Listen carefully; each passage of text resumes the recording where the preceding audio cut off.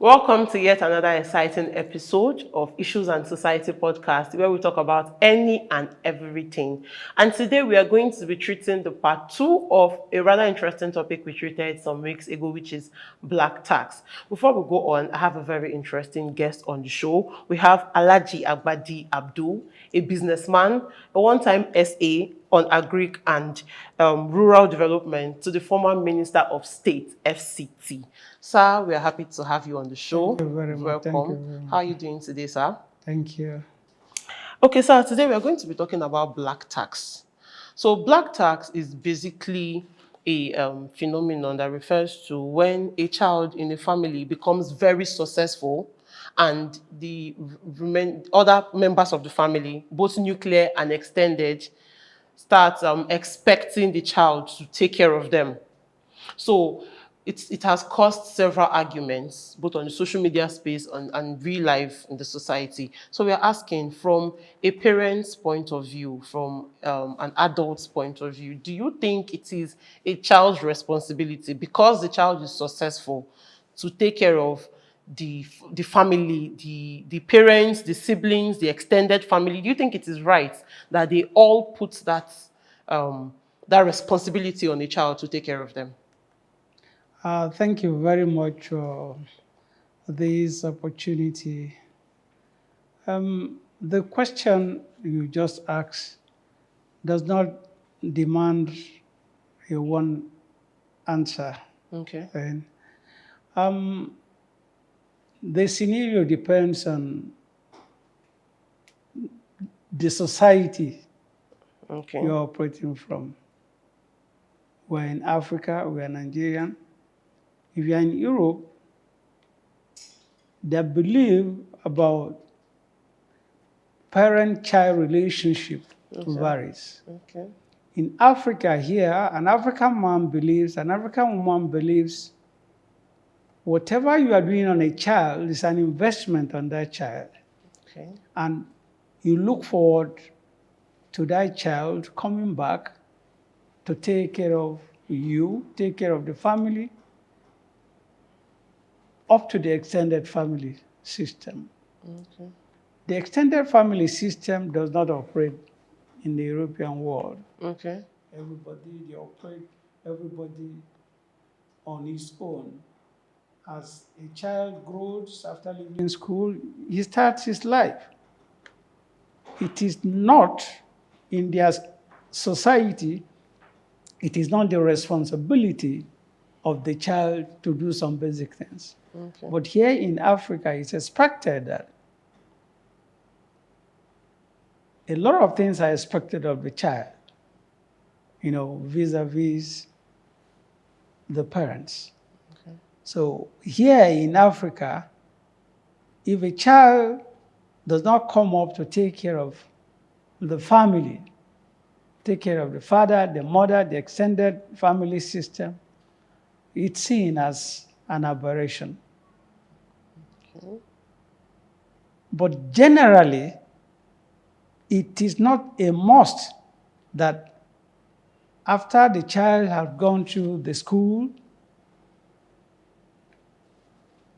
secure the job, and he's expected to start his own life, rear his own children. Okay.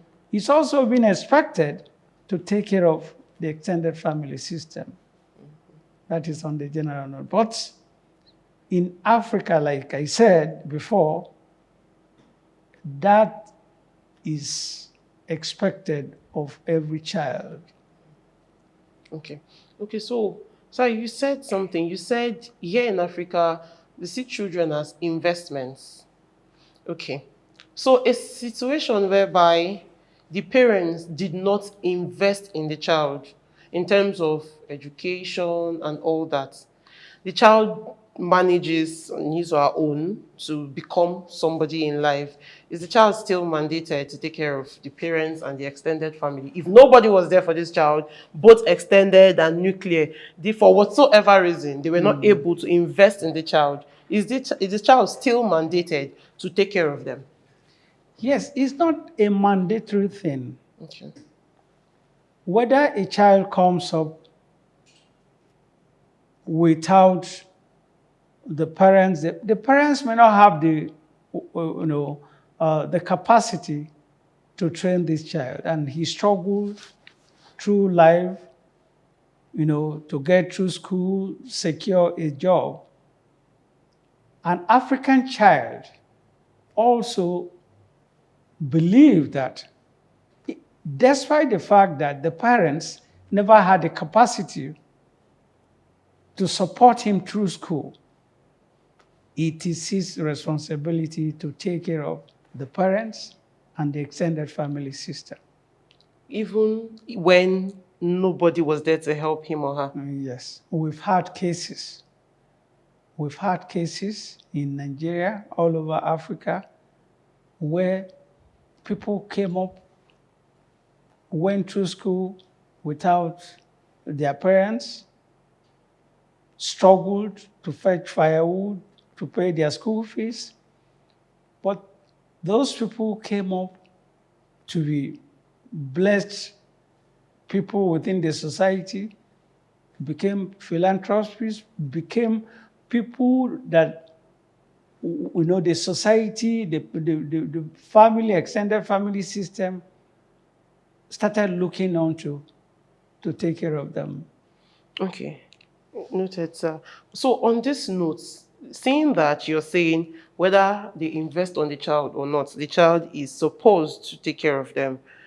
Don't you think this breeds a kind of a sense of entitlement from the extended family, where they want to keep taking from the child? Do you think it is possible that this breeds entitlement from members of the family?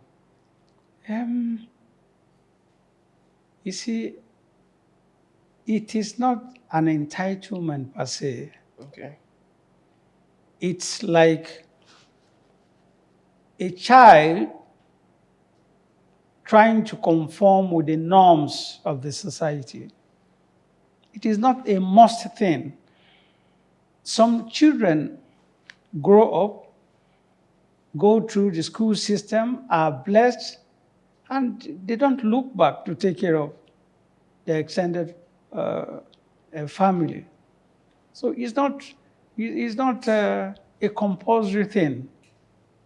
It's not a compulsory thing. It's for a child to know what is right for he or she to do in the best interest of the family name, in the best interest of the society. So I may want to link this discourse to the concept of tradition. Okay, go ahead, sir. Tradition and the value system of Okay. our society. Okay, sir. The African tradition, our value system, demands that these issues are societal issues. These issues are basic issues. A child that has gone through the society is expected to do. So it has to do with our culture, our value system. So you cannot separate an African child from the need to take care of the immediate and the extended family system. Okay. So at what point does it become too much? I ask this because we had a scenario, I think a year or two back, of a popular Nigerian international footballer, Mikel Obi. He, on an interview, I'm not going to say his word for words, I'm just rephrasing. He mentioned how when he became successful, he gave money to his families, both his extended families, to establish themselves and all that. Some went, they squandered the money, came back again, asked again, he gave them. They squandered the money again, and as a human being, at some point you say no, this is too much. So I think he got to that point and he said, no, I am not going to yield to this again, and they labeled him a bad person. And then there were some people had opinions that so far as it's your family, you keep on giving. So far as you have it, you keep on giving. And I'm saying, at what point is the child supposed to say, enough is enough, I am tired? Like I said when we started this discuss, um, is as a child, as an African child, what should be in your mind all the time is to get the blessing of God, to provide you with the capacity to continue to do the needful in terms of uh, assisting your families and the extended family system. Immediately it gets to the point of, I want to back out. Of course, you'll be labeled as an outcast or somebody that does not care about your family, somebody that does not care about the society. We must continue to do this because of the society we're coming from. Like I said, in Europe, in America, it is not mandatory. The child sees the father as an independent Individual. person, Yeah. the mother uh, as an independent person, and himself living an independent life. But it is not so with our own society. There are a lot of things that are being expected of an African child. So we must continue to work hard, be prayerful. Sometimes, if you look at it from the other side, going into some of these things we see as basic responsibilities of the African child towards the extended family system may also turn out to be negative things that could come up with a lot of challenges. There are such cases Okay. where you see a child who comes up, he has been blessed with the resources to take care of the immediate family, the extended family system, and you see some members of the family fighting the person, you Okay. know, with the pull him down syndrome that we have in Africa. It's in every society there are bad eggs. In every family there are bad eggs. It is not while the child is struggling to support the family, the extended family, it is not every member of this family that will appreciate the effort of the child. Okay, sir. Yes. Okay, so now let's leave the ones that are trying to pull him down as a result of jealousy and all that. Yeah. You said the child has to keep giving. Yes. Sir, don't you think that this standpoint of the child has to keep giving puts pressure on the child? There is no there is no stopping point, like I said, because as the child grows to start giving, from the beginning you see it as supporting the family, the extended family. On a larger scale, it turns to humanitarian activities, supporting the society, supporting the needs of the people. On a bigger scale, it turns to services to humanity. The child is doing this not for any man, any woman to say thank you, but to get the blessing of the Almighty. That is services to humanity, humanitarian activities, Okay. assisting the needy in the society. This child that struggled to get out of school may be the one to start supporting other children, supporting the widows, children from homes like the type of home he came up from. That is life for you. It's a cycle. Somebody said something. The person said, if you keep giving without using your sense, one day give herself go lack. And this is funny, but it comes from the same place of I when you give to somebody for a particular cause and the person puts it to good use, the person that's where I think that's where that's where you come to the whole service to humanity. If I ask you for a certain amount of money to start a business and you give it to me based on a family member, Yes. and I start that business, handle it properly, and it expands, you've is it not supposed to be that you've established me so I can now stand on my own and give way for other people? A situation whereby you give me, I squander it, I come back again, you give me, I squander it. That is what I'm asking, that at what point do you as a human being now say, I have tried to help you, you do not want to be helped, you keep squandering my ways, keep wasting my money. At what point now can that child now say, because I have given you several times and you've not made any good thing out of it, I will not give you again? Or are you saying the child has to keep giving, even if the family, especially the nuclear and extended family, let's even not go to the society, let's go at the nuclear and the extended family, especially when they keep squandering and misusing these funds, at what point can the child say, enough is enough, I'm not giving again, I have tried my best, even when the child still has enough money? It's the same question you asked before. To me, in my own opinion, there is no stopping point for the child Okay. to give. What the child should do as the child continues to grow is not to continue to give for immediate consumption. Okay. Talk about the immediate family, the extended family.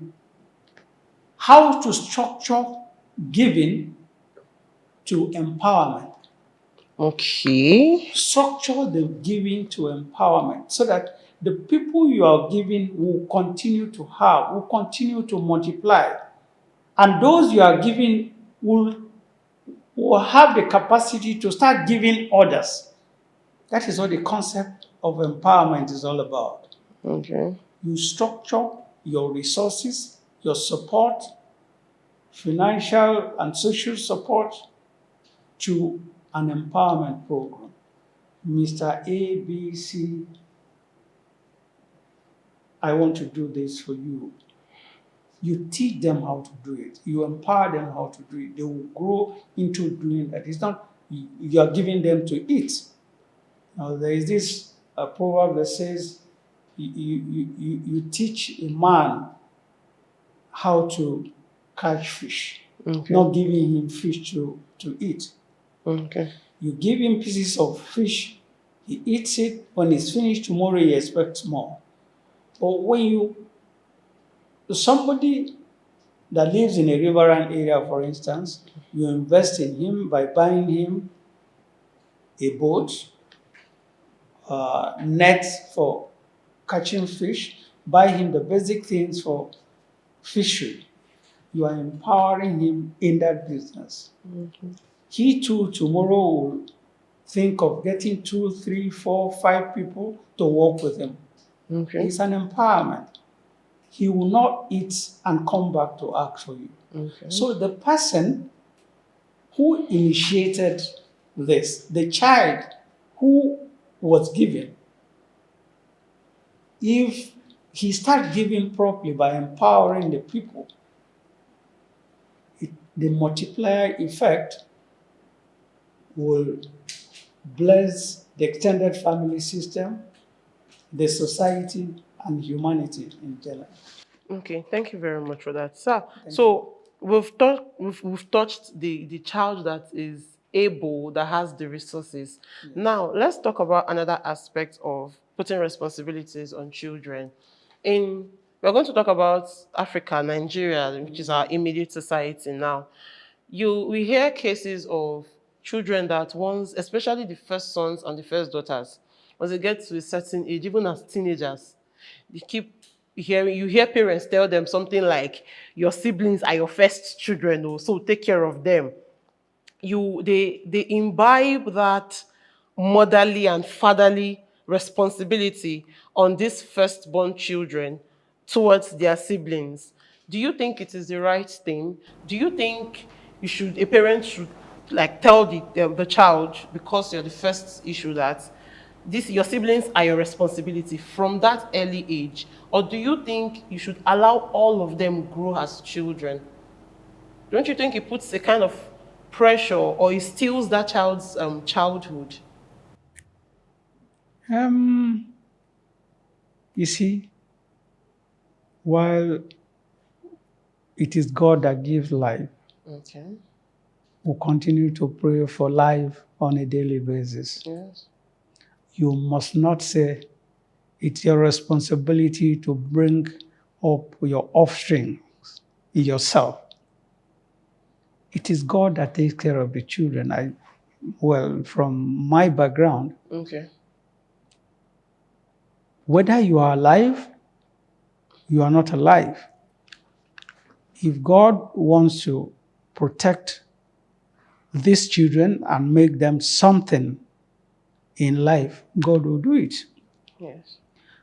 Some notable names in this country never knew their parents, never knew their father, never knew their mother.